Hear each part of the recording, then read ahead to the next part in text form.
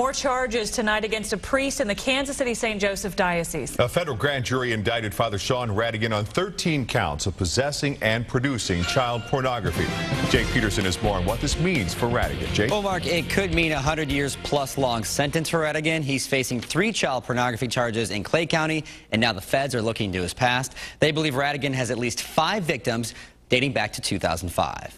The indictment says 4 of the 5 victims were exploited at least twice over several years. It points out in June of 2009, Ratigan is accused of taking at least 40 close-up pictures of a 5-year-old girl's underwear underneath her skirt while at St. Joseph Church in Easton, Missouri.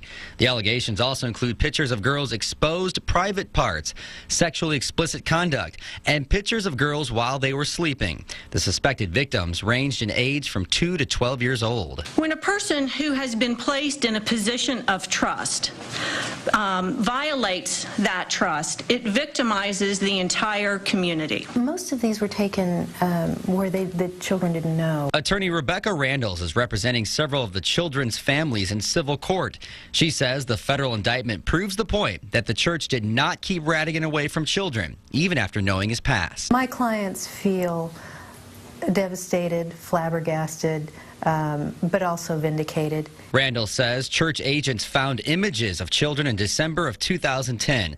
The diocese sent the priest to live at this convent in January of this year.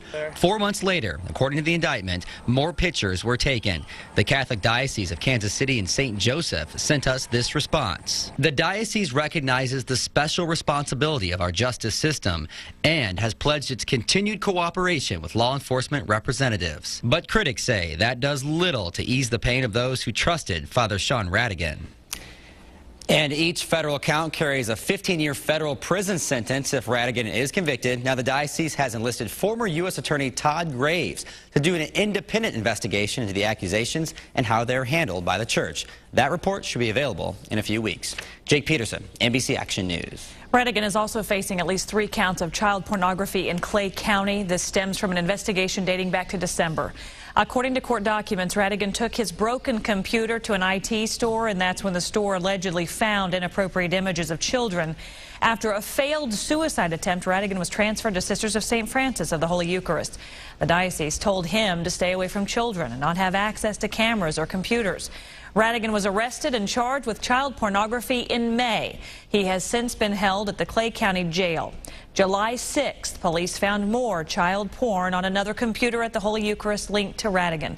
To read more on the allegations against Ratigan, including the latest federal indictment, go to NBCActionNews.com and look on our homepage.